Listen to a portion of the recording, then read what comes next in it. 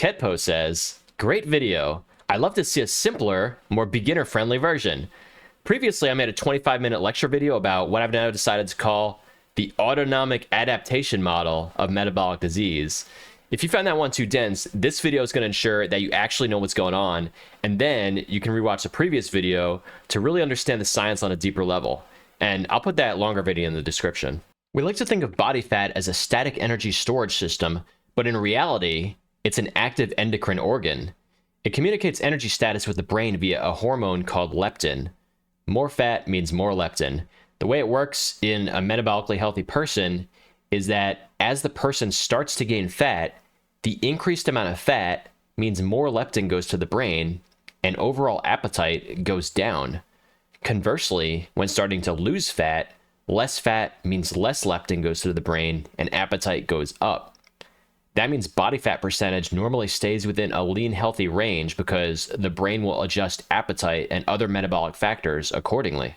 At least that's how it's supposed to work, but it's not how it works in people with metabolic problems, which in America is most people.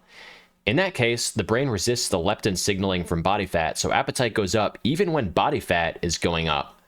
In other words, the brain is adapting to a low energy state even when the body has plenty of energy. So how does one keep the brain sensitive to leptin? That's where antioxidant defense comes in. People eating modern Western diets are producing a larger number of reactive oxygen species than cellular antioxidant defense systems can handle.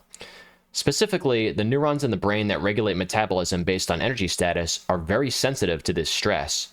Once damaged, they shut off their receptors to hormones like leptin, so they can conserve energy while repairing, similarly to how if you roll your ankle during sprints, you don't keep sprinting, you rest and recover. The really mind-blowing thing is that the leptin pathway to the brain is connected to all kinds of metabolic diseases, not just obesity. Problems like insulin resistance, fatty liver, and high blood pressure aren't just caused by obesity, as people often think. They develop alongside it because the brain starts misreading the body's energy signals. In a sense, the body acts as if it's in a state of scarcity, even when food is plentiful. These responses are useful for survival during famine, but in a world of food abundance, they work against us.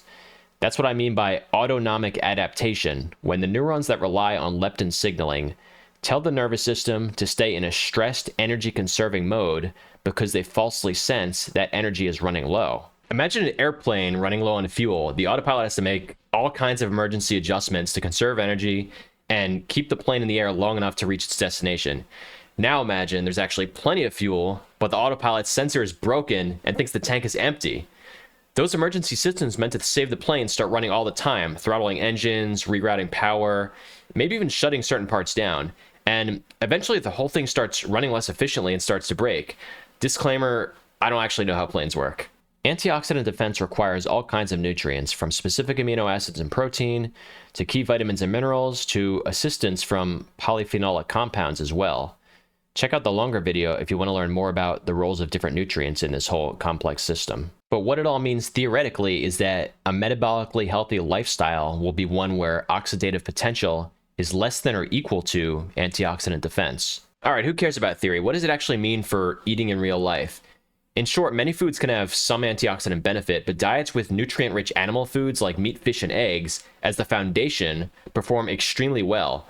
I'm going to make a future video about why that is scientifically, but there is plenty of flexibility. Something like paleo or keto or carnivore can work, but even something with more carbs in the mix, like Paul Saladino's animal-based diet, are just as good.